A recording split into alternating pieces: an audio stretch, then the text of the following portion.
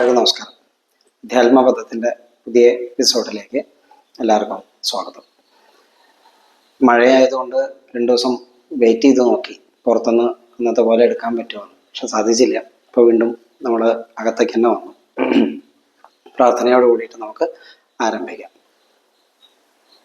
ഓം യസ്യാന്തം നാദിമധ്യം നഹി കരചരണം നാമഗോത്രം ന സൂത്രം നോ ജാതിർനൈവ വർണ്ണോ ന ഭവതി പുരുഷോ നോ നപുംസം ന ച സ്ത്രീ നാകാരം നോ വികാരം നഹി ജനിമരണം നാസ്തി പുണ്യം ന പാപം തത്വം നോ തത്വമേകം സഹജ സമരസം സദ്ഗുരും തം നമാമി.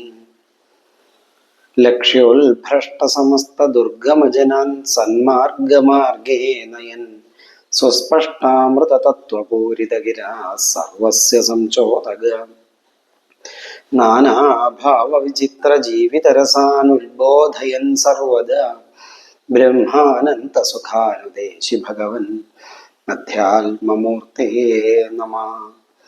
യോന്തഃ പ്രവിശ്യ മമ വാചമിമാം പ്രസുപ്താം സഞ്ജീവയത്യഖിലശക്തിധരസ്വധാംന അന്यांश्च ഹസ്തചരണശ്രവണത്വഗാദീൻ പ്രാണൻ നമോ ഭഗവതേ പുരുഷായ തുഭ്യം. എല്ലാവർക്കും നമസ്കാരം. ശ്രീമദ് ഭാഗവതത്തിൻ്റെ മാഹാത്മ്യമാണ് നമ്മൾ കഴിഞ്ഞ ആഴ്ചയിലൊക്കെ കണ്ടത്. പത്മപുരാണത്തിൽ പാർവതി പരമേശ്വര സംവാദ രൂപത്തിൽ ശ്രീമദ് ഭാഗവതത്തിൻ്റെ മാഹാത്മ്യം ചർച്ച ചെയ്യുന്ന രംഗമാണ് കണ്ടുവരുന്നത്. പാർവതി പരമേശ്വരന്മാരുടെ സംവാദത്തിൻ്റെ ഉള്ളിൽ പിന്നീട് സൂത ശൗനക സംവാദം ആരംഭിക്കുകയാണ്. സൂതനും നൈമിശാരണ്യത്തിലെ യോഗികളായിട്ടുണ്ടായിരുന്ന ശൗനകാദി മഹർഷീശ്വരന്മാരും തമ്മിലുള്ള സംവാദം. ശൗനകാദി മഹർഷീശ്വരന്മാർ ആരാണെന്നും സൂതൻ ആരാണെന്നും അവരുടെ സംവാദത്തിലുള്ള കാര്യങ്ങളൊക്കെ നമ്മൾ നേരത്തെ കണ്ടിരുന്നു, ക്ലാസ്സിൽ കണ്ടിരുന്നു. അപ്പോൾ അതിനുശേഷം അവരുടെ സംവാദത്തിനിടയിലൂടെ സൂതൻ ശ്രീമദ് ഭാഗവതത്തിൻ്റെ മഹത്വത്തെ 2 പ്രകാരത്തിൽ ഉറപ്പിച്ച് പറയുകയാണ് ആദ്യം ഉണ്ടായത്. ഒന്ന്, കച്ചവട താല്പര്യത്തോടു കൂടി വന്ന ദേവന്മാർക്ക് ശ്രീമദ് ഭാഗവതത്തെ ശ്രീ ശുബ്രഹ്മർഷി കൊടുത്തില്ല എന്ന്, അഭക്തന്മാരായതുകൊണ്ട് അവർക്ക് കൊടുത്തില്ല എന്ന് പറഞ്ഞ് ഇത് ജന്മാന്തര പുണ്യം കൊണ്ട് കിട്ടുന്നതാണ് ഭാഗവതം എന്ന് പറഞ്ഞിട്ട് ആദ്യം അതിൻ്റെ മഹത്വത്തെ ഉറപ്പിച്ചു. അതിനുശേഷം മറ്റ് സാധന സാമഗ്രികളെയൊക്കെ തൂക്കി നോക്കിയപ്പോൾ ഭാഗവതത്തിൻ്റെ ഭാരം, ഗൗരവം, ഗുരുത്വം അത് കൂടുതലായിരുന്നു എന്ന് ബോധ്യം വന്ന ബ്രഹ്മാവിൻ്റെ പരീക്ഷണത്തിൻ്റെ കഥയും കൂടി പറഞ്ഞു. ഈ 2 രംഗങ്ങളാണ് നമ്മൾ പറഞ്ഞു നിർത്തേണ്ടത്. തുടർന്നുള്ള ഭാഗങ്ങൾ നമുക്ക് കാണാം. 21ാമത്തെ ശ്ലോകം മുതൽക്കാണ് ഇനി നമുക്ക് കാണാനുള്ളത്. അപ്പം 21ാമത്തെ ശ്ലോകം മുതൽക്ക് നമ്മളിനി കാണാം. മറ്റൊന്നുള്ളത്, ക്ലാസ്സിൽ 1-2 നിർദ്ദേശങ്ങൾ വരെ ഉണ്ടായത് ഭാഗവതത്തെ ആദ്യം ശ്ലോകങ്ങൾ വായിക്കുകയും എന്നിട്ട് പദം പിരിക്കുകയും ചെയ്താൽ 2ഉം പഠിക്കാമല്ലോ എന്നുള്ളത് പറയുണ്ടായി.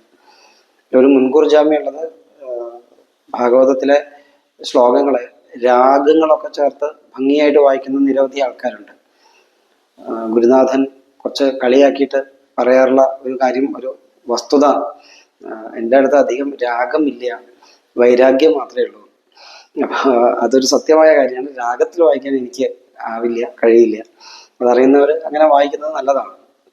പക്ഷേ രാഗത്തിൽ ഇരിക്കുമ്പോഴും രാഗത്തിൽ എത്രയൊക്കെ ശ്രദ്ധിക്കുമ്പോഴും സംഗീതം കൊടുക്കുമ്പോഴും അതിൻ്റെ അർത്ഥം നഷ്ടപ്പെട്ടു പോവാതിരിക്കാൻ നല്ലതുപോലെ ശ്രദ്ധിക്കണം.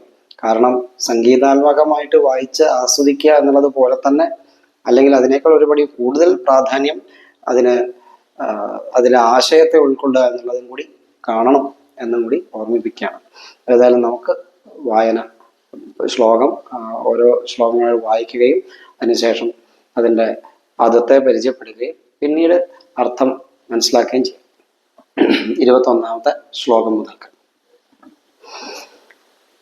സപ്താഹേന ശ്രുതം ചെയ്തൽ സർവധാ മുക്തിദായകം സനകാദ്യൈ പുരാപ്രോക്തം നാരദായ ദയാപരൈ യദ്യപി ബ്രഹ്മസംബന്ധാൽ ശ്രുതമേതത് സുദർശിണ സപ്താഹ ശ്രവണവിധി കുമാരൈസ്തസ്യ ഭാഷിത. ശൗനക ഉവാച. ലോകവിഗ്രഹമുക്തസ്യ നാരദസ്യ അസ്ഥിരസ്യ ച വിധിശ്രവേ കുതഃ പ്രീതി സംയോഗ കുത്ര തൈ സഹ. സൂത ഉവാച അത്ര തേ കീർത്തയിഷ്യാമി ഭക്തിയുക്തം കഥാനകം ശുകേന മമ യത് പ്രോക്തം രഹസ്യഷ്യം വിചാര്യ ച. ഏകദാ ഹി വിശാലായാം ചത്വാര ഋഷയോമലാഃ സത്സംഗാർത്ഥം സമായാത ദദൃശുസ്തത്ര നാരദം. 5 ശ്ലോകം വെച്ചിട്ട് കാണാം. സപ്താഹേന ശ്രുതം ച ഏതത് സർവഥാ മുക്തിദായകം സനകാദ്യൈ പുരാ പ്രോക്തം നാരദായ ദയാപരൈഃ യതി അപി ബ്രഹ്മസംബന്ധാത് ശ്രുതം ഏതത് സുരഋഷിണ. സുരഋഷിണ എന്ന് ഒറ്റ വാക്കായിട്ടും ഉപയോഗിക്കാം, സുരഋഷി എന്ന് പിരിച്ചിട്ടും പറയാം. സപ്താഹ ശ്രവണ വിധി കുമാരൈഃ തസ്യ ഭാഷിതഃ. തൊട്ടു മുമ്പ് ഭാഗവതം വൈകുണ്ഠ ഫലദായകമാണ് എന്ന് പറഞ്ഞു നിർത്തിയിട്ടുണ്ടായി. അതിനുശേഷം ആ ഭാഗവതത്തെ സപ്താഹേന ശ്രുതം ച ഏതത്, ഇത് സപ്താഹമായിട്ട് കേട്ടാൽ സർവഥാ മുക്തിദായകം, എല്ലാ അർത്ഥത്തിലും മുക്തിയെ തരുന്നതാണ്. അത് ഈ സപ്താഹമായിട്ട് ഭാഗവതം കേൾക്കുവാനുള്ള വിധി സനകാദികളാണ് നാരദ മഹർഷിക്ക് ഉപദേശിച്ചു കൊടുത്തത് എന്ന് പറഞ്ഞു. അപ്പോൾ നാരദ മഹർഷിക്ക് ഭാഗവത സപ്താഹ വിധി പറഞ്ഞു കൊടുക്കേണ്ടായത് സനകാദി യോഗീശ്വരന്മാരാണ്. അപ്പൊ ഈ സനകാദി യോഗീശ്വരന്മാർ എപ്പോഴാണ് നാരദന് പറഞ്ഞു കൊടുത്തത് എന്നാണ് ഇനി പറയാൻ പോകുന്നത്. യതി അഭി ബ്രഹ്മസംബന്ധാത് ശ്രുതം ഏതത്, ഇത് മുൻപ് തന്നെ നാരദ മഹർഷി വളരെ മുമ്പ് തന്നെ ബ്രഹ്മാവിൽ നിന്ന് കേട്ടിട്ടുള്ളതാണെങ്കിലും, നമുക്കൊരു ചോദ്യം വരും, അത് വരാതിരിക്കാൻ വേണ്ടിയിട്ട് നേരത്തെ പറയുകയാണ്. കാരണം ഭാഗവതത്തിന്റെ ഗുരുപരമ്പര പറയുമ്പോൾ ഭഗവാനിൽ നിന്ന് ബ്രഹ്മാവ്, ബ്രഹ്മാവിൽ നിന്ന് നാരദൻ എന്നിങ്ങനെയാണ് ആ ഗുരുപരമ്പര പറയാറുള്ളത്. അപ്പോൾ ഭാഗവതം ബ്രഹ്മാവാണല്ലോ നാരദൻ ഉപദേശിച്ചത്, ഇവിടെ എന്താ സനകാദികൾ എന്ന് ചോദിക്കണ്ട എന്ന് വിചാരിച്ച് മുൻകൂട്ടി പറയുകയാണ്. സനകാദികൾ നാരദന് ഉപദേശിച്ചു കൊടുത്തത് ഭാഗവതത്തെ സപ്താഹമായിട്ട് കേൾക്കാനുള്ള വിധിയാണ്. അപ്പൊ ഭാഗവതം ബ്രഹ്മാവിൽ നിന്ന് കേട്ടിട്ടുണ്ടെങ്കിലും ബ്രഹ്മ സംബന്ധാത് ശ്രുതം ഏതത്, ഇത് ബ്രഹ്മാവിൽ നിന്ന് മുമ്പ് തന്നെ കേട്ടിട്ടുള്ളതാണെങ്കിലും സപ്താഹ ശ്രവണ വിധി, സപ്താഹമായിട്ട് കേൾക്കുന്ന വിധി കുമാരൈഹി തസ്യ ഭാഷിത, കുമാരന്മാർ അദ്ദേഹത്തിന് പറഞ്ഞു കൊടുത്തു. കുമാരന്മാരെന്ന് പറഞ്ഞാൽ സനകാദികൾ. ഈ സംസ്കൃതത്തില് ചില വാക്കുകൾ അങ്ങനെ ചിലരുടെ പേരായിട്ട് മാറ്റി വെച്ചിട്ടുണ്ട്. പിതാമഹൻ എന്ന്, അതിനപ്പുറം അപ്പുറം ഒന്നും ആരുടെയും പേരും കഥയിൽ പ്രത്യേകിച്ച് അങ്ങനെ ഒരു മുത്തച്ഛനൊന്നും ഇല്ലെങ്കിൽ വെറുതെ പിതാമഹൻ എന്ന് പറഞ്ഞാൽ ഒന്നുകിൽ ബ്രഹ്മാവാണ് അല്ലെങ്കിൽ ഭീഷ്മ പിതാമഹനാണ്. അതുപോലെയാണ് കുമാരന്മാർ. കുമാരന്മാർ എന്ന് പറഞ്ഞാൽ ബഹുവചനമായിട്ടാണെങ്കിൽ സനകാദികളാണ്, കുമാരൻ എന്ന് മാത്രം ഏകവചനമായിട്ടാണ് പറയണതെങ്കിലോ സുബ്രഹ്മണ്യ സ്വാമിയാണ്. ഇത് ഒരു പൊതുവായിട്ടുള്ള അതുപോലെ ചില പ്രയോഗങ്ങളാണ്. ഇപ്പോൾ സനകാദികളാണ് ഈ നാരദ മഹർഷിക്ക് സപ്താഹ ശ്രവണ വിധി പറഞ്ഞു കൊടുത്തത്. അപ്പോൾ ശൗനക മഹർഷിക്ക് ഒരു ചോദ്യം ഉണ്ടാവുകയാണ്. ലോക വിഗ്രഹ മുക്തസ്യ നാരദസ്യ അസ്ഥിരസ്യ ച വിധിശ്രവേ കുതഃ പ്രീതി സംയോഗ കുത്ര തൈഹി സഹ. ലോകവിഗ്രഹ മുക്തനായ, ലോകവിഗ്രഹം എന്ന് പറഞ്ഞ വിശേഷണ ഗ്രഹിക്കുന്നതാണ് വിഗ്രഹം. അപ്പൊ ലോകത്തെ, നമ്മളെ പോലെ ലോക വ്യവഹാരങ്ങളെ സ്വീകരിച്ചിട്ടില്ലാത്ത ആളാണ് നാരദ മഹർഷി. അങ്ങനെയുള്ള നാരദ മഹർഷി, അത് മാത്രമല്ല അദ്ദേഹം അസ്ഥിരനുമാണ്. എവിടെയെങ്കിലും ഒരു ഭാഗത്ത് സ്ഥിരമായിട്ട് ഇരിക്കണയാളല്ല, സ്ഥിരമായി ജീവിക്കണയാളല്ല, അങ്ങനെ നിരന്തരമായി സഞ്ചരിച്ചുകൊണ്ടിരിക്കണയാളാണ്. അത് അദ്ദേഹത്തിന്റെ താല്പര്യമേ അങ്ങനെയാണ്. അങ്ങനെ ഇരിക്കെ അദ്ദേഹത്തിന് ദക്ഷ പ്രജാപതിയുടെ ഒരു ശാപവും കിട്ടി, എവിടെ ഇരിക്കാൻ പറ്റാതെ പോകട്ടെ. അദ്ദേഹം അത് സന്തോഷത്തോടു കൂടി സ്വീകരിച്ചിട്ടുള്ളതാണ്. അപ്പൊ ആ നാരദ മഹർഷി എവിടെയും നിരന്തരമായി സഞ്ചരിച്ചുകൊണ്ട് എവിടെയും ഒരു ഭാഗത്ത് ഇരിക്കാതെ നടക്കുന്ന ആള്, ലോക വ്യവഹാരങ്ങളിലൊന്നും ഏർപ്പെടാത്തയാള്, അങ്ങനെ ഒരാള് ശ്രീമദ് ഭാഗവതത്തെ സപ്താഹമായി ഒരിടത്തിരുന്ന് കേൾക്കാൻ അതിനെന്താണ് കാരണമുണ്ടായത്? ആ സപ്താഹ ശ്രവണ വിധി സനൽകുമാരന്മാരിൽ നിന്ന് കേൾക്കാൻ എന്താണ് കാരണം ഉണ്ടായത്? എവിടെ വെച്ചിട്ടാണ് അവർ തമ്മിൽ കണ്ടുമുട്ടി ഈ വിഷയത്തെ ചർച്ച ചെയ്തത്? അപ്പോൾ സനകാദികൾ നാരദന് എവിടെ വെച്ചാണ് ഉപദേശിച്ചത്, എന്തിനു വേണ്ടിയാണ് ഉപദേശിച്ചത്, എപ്പോഴാണ് ഉപദേശിച്ചത്? ഈ വിവരം പറഞ്ഞു തരണം എന്നാണ് ചോദ്യം ഉണ്ടായത്. അപ്പോൾ ഉടനെ സൂതൻ മറുപടി പറയുകയാണ്, അത്ര തേ കീർത്തയിഷ്യാമി ഭക്തിയുക്തം കഥാനകം ശുകേന മമ യത് പ്രോക്തം രഹഃ ശിഷ്യം വിചാര്യ ച ഏകദാ ഹി വിശാലായാം ചത്വാര ഋഷയോ അമലാഃ സത്സംഗാർത്ഥം സമായാത ദദൃശുഃ തത്ര നാരദം. സുതൻ പറയാണ്, അത്രത്തെ കീർത്തയിഷ്യാമി, ഞാൻ ഇപ്പോൾ അങ്ങേക്ക് പറഞ്ഞു തരാം. ഭക്തിയുക്തം കഥാനകം, ഇത് ഭക്തി ഉണ്ടാക്കുന്ന കഥയാണ് എന്ന് മാത്രമല്ല ഭക്തി ഉൾപ്പെട്ട കഥയാണ്.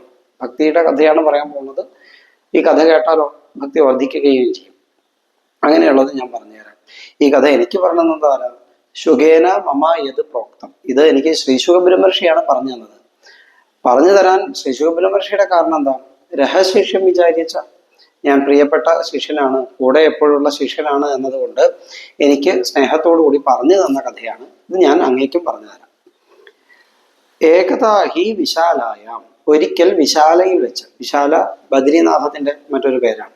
അപ്പൊ ബദ്രീനാഥത്തിൽ വെച്ച് ചത്വാര ഋഷയോ അമലാഹ, 4 അമലന്മാരായ ഋഷിമാർ, സനകാദികൾ, സനകൻ, സനാതനൻ, സനന്ദനൻ, സനൽകുമാരൻ, ഈ 4 പേര് അവര് നാരദ ഋഷിയെ കണ്ടുമുട്ടി. ഇവിടെ ആ പദത്തിലൊന്ന് ശ്രദ്ധിക്കാനുള്ള ഒരു പദം ഋഷയോ അമലാഹ. ഈ സംസ്കൃതത്തില് പലയിടത്തും, ഇപ്പൊ പ്രത്യേകിച്ച് സഹസ്രനാമത്തിൽ അതുപോലെയുള്ള സ്ഥലങ്ങളിലൊക്കെ ഈ എഫ് പോലൊരു ചിത്രം കാണാം. അതിന്റെ പേര് പ്ലുതം എന്നാണ്. പ്ലുതം എന്ന് പറഞ്ഞാല് 3 മാത്രയിൽ ഉച്ചരിക്കേണ്ടതാണ് പ്ലുതം ആവുന്നത്. ആ എന്നത് 1 മാത്രയാണ്, ആ എന്നത് 2 മാത്രയാണ്, ആ എന്നതിൻ്റെ കൂടെ ഒരു ആയും കൂടി ചേരുമ്പോൾ ആ എന്ന് വരും. അതാണ് പ്ലുതം. 3 മാത്രയുള്ളതാണ് പ്ലുതം. അപ്പൊ അങ്ങനെ വേണം അത് ഉച്ചരിക്കാൻ. ശരിക്കും പറഞ്ഞാൽ അങ്ങനെയാണ് അത് മനസ്സിലാക്കേണ്ടത്. പക്ഷെ ഉച്ചരിക്കുമ്പോൾ നമ്മൾ ഈ ശ്ലോകത്തിൽ ഇങ്ങനെ എഫ് ഉള്ളെടുത്ത് അത് മനസ്സിലാക്കാൻ വേണ്ടി ആ ഒരു ചിത്രം ഇടുകയും വായിക്കുമ്പോൾ അതവിടെ ഉണ്ട് എന്ന് കണക്കാക്കുകയേ വേണ്ട. അതില്ലാത്തതുപോലെ അങ്ങോട്ട് വായിച്ചാൽ മതി. ഋഷയോ മലാഹ, ഋഷയോ അമലാഹ എന്ന് വായിക്കരുത്. വായിച്ചാൽ അത് തെറ്റാണ്. ഋഷയാഹ അമലാഹ എന്നാണ് ശരിക്കും പദം. പക്ഷെ സന്ധി നിയമം അനുസരിച്ചിട്ട് എഴുതുമ്പോൾ ഋഷയോ മല എന്ന് തന്നെ വായിച്ചാൽ മതി. അവിടെ പിരിച്ചു വായിക്കാതിരിക്കുകയാണ് എപ്പോഴും ഉത്തമം. ഇവിടെ അല്ല, എവിടെയും പിരിച്ചു വായിക്കാതിരിക്കുകയാണ് ഉത്തമം. അത് നമുക്ക് മനസ്സിലാക്കാൻ വേണ്ടിയിട്ട് ഋഷയാഹ അമലാഹ എന്ന് മനസ്സിലാക്കാം. അവര് 4 ഋഷിമാർ, സനകാദികൾ നാരദ മഹർഷിയെ വിശാലയിൽ വെച്ച് ബദ്രീനാഥത്തിൽ വെച്ചിട്ട് കണ്ടു. എന്തിനു വേണ്ടിയാ സനകാദികൾ അവിടേക്ക് എത്തിയത്? സത്സംഗാർത്ഥം സമായാത, ഒരു സത്സംഗത്തിന് വേണ്ടി വന്നതാണ്. തീർത്ഥക്ഷേത്രങ്ങളിൽ വരുമ്പോൾ സത്സംഗം കിട്ടുമല്ലോ, മഹാപുരുഷന്മാരുണ്ടാവുമല്ലോ, അവരെ കാണുന്നതിന് വേണ്ടിയാണ് അവർ വന്നത്. തത്ര നാരദം ദദൃശു, അവിടെ വെച്ചിട്ട് നാരദനെ അവര് കണ്ടു. കണ്ട സമയത്ത് സനകാദികൾ നാരദ മഹർഷിയോട് ചോദിക്കുകയാണ്, ഇനി കുമാര ഊജു കഥം ബ്രഹ്മൻ ദീനമുഖ കുതഃ ചിന്താതുരോ ഭവാൻ ത്വരിതം ഗമ്യതേ കുത്ര കുതഃ ച ആഗമനം തവ ഇദാനീം ശൂന്യചിത്തഃ അസി ഗതവിത്തോ യഥാ ജനഃ തവ ഇദം മുക്തസംഗസ്യ ന ഉചിതം വദ കാരണം. കഥം ബ്രഹ്മൻ, ഹേ ബ്രഹ്മൻ, അവര് പരസ്പര അഭിസംബോധന ചെയ്യാറുള്ളത് ഹേ ബ്രഹ്മൻ എന്നാണ്. ഹേ ബ്രഹ്മൻ, ബ്രഹ്മമാണെന്ന് ഓർമ്മിപ്പിക്കുകയാണ് നമ്മളെ. ആ വിളിക്കുമ്പോൾ പോലും ആ ഒരു ഓർമ്മപ്പെടുത്തുകയാണ് നമ്മളെ. ഹേ ബ്രഹ്മൻ, അങ്ങ് ദീനമുഖരായിട്ട് വളരെ ദുഃഖിക്കുന്ന പോലെ കാണുന്നുണ്ടല്ലോ, ചിന്താതുരനായിട്ട് കാണുന്നുണ്ടല്ലോ. എന്തു പറ്റി? അങ്ങ് എന്തിനാണ് വളരെ ചിന്തിച്ച് വിഷമിച്ചിരിക്കുന്നത്? ത്വരിതം ഗമ്യതേ കുത്ര, അങ്ങ് എവിടേക്കാണ് വളരെ വേഗത്തിൽ പോകുന്നത്? കുതഹാച്ച ആഗമനം തവ, എവിടെ നിന്നാണ് അങ്ങ് വരുന്നത്? എവിടെ നിന്നാണ് വരുന്നത്? എങ്ങോട്ടാണ് പോണത്? എന്താണ് ഇങ്ങനെ വളരെ വിഷമിച്ചിരിക്കുന്നത്? ഇതാനീ ശൂന്യചിത്തഹാസി, കൂട്ടത്തില് നമ്മളെ താരതമ്യം ചെയ്തുകൊണ്ട് പറയണേ, അങ്ങയെ കണ്ടിട്ട് ശൂന്യചിത്തഹാസി, വളരെ ശൂന്യചിത്തനായിട്ട് വളരെ ഒരു വിഷമിച്ചിരിക്കുന്നത് പോലെ അങ്ങയെ കണ്ടിട്ട് തോന്നുന്നുണ്ടല്ലോ. ഗതവിത്തോ യഥാജന, ധനം നഷ്ടപ്പെട്ട ആളുകളെ പോലെ, യാത്രയൊക്കെ പോണ സമയത്ത് പോക്കറ്റ് അടിച്ചു പോയി, പണം എവിടെയെങ്കിലുമൊക്കെ വീണു പോയി, അങ്ങനെ വലിയ ധനനഷ്ടമൊക്കെ വന്ന് സാധാരണ ജനങ്ങൾ വിഷമിക്കുന്നത് പോലെ അങ്ങും വളരെ ദുഃഖിച്ചതുപോലെ, വളരെ എന്തോ ആലോചനാ ഭാരത്തിൽ നടക്കുന്നതായിട്ടൊക്കെ തോന്നുന്നുവല്ലോ. തവ ഇത് മുക്തസംഘസ്യ ന ഉചിതം, അങ്ങയെപ്പോലെ മുക്തസംഘനായ ഒരാൾക്ക് ന ഉചിതം, ഇത് ഉചിതമല്ല. വധ കാരണം, ഇതിന്റെ കാരണം ഞങ്ങളോട് പറഞ്ഞു തന്നാലും എന്ന് നാരദ മഹർഷിയോട് ചോദിച്ചു. അപ്പൊ നാരദ മഹർഷി മറുപടി പറയുകയാണ്. നാരദ ഉവാച അഹം തു പൃഥ്വീ യാതോ ജ്ഞാത്വാ സർവോത്തമാം ഇതി പുഷ്കരം ച പ്രയാഗം ച കാശീം ഗോദാവരീം തഥാ ഹരിക്ഷേത്രം കുരുക്ഷേത്രം ശ്രീരംഗം സേതുബന്ധനം ഏവമാദിഷു തീർത്ഥേഷു ഭ്രമമാണ് ഇതസ്തത് നാവശ്യം കുത്രചിച്ഛർമ്മ മനസ്സന്തോഷകാരകം കലിനാധർമ്മമിത്രേണ ധരേയം ബാധിതാധുന സത്യം നാസ്തി തപശൗചം ദയാദാനം ന വിദ്യത്തെ ഉദരം ഭരിണോ ജീവ വരാഗ കൂടഭാഷിണ മന്ദ സുമന്ദമതയോ മന്ദഭാഗ്യാഹ്യുപദ്രുത പാഖണ്ഡനിരതാസന്തോ വിരക്ത സപരിഗ്രഹാഃ തരുണീ പ്രഭുതാ ഗേഹേ സ്യാലകോ ബുദ്ധിദായക കന്യാ വിക്രയിണോ ലോഭാൽ ദമ്പതീനാം ച കൽക്കനം ആശ്രമാ യവനൈരുദ്ധാഃ തീർത്ഥാനി സരിതസ്തഥാ ദേവതായതനാന്യത്ര ദുഷ്ടൈർനഷ്ടാനി ഭൂരിശ ന യോഗി നൈവ സിദ്ധോ വ ന ജ്ഞാനി സൽക്രിയോ നര കലിതാവനലേനാദ്യ സാധനം ഭസ്മദാം ഗതം. നാരദ മഹർഷിയുടെ മറുപടിയാണ്.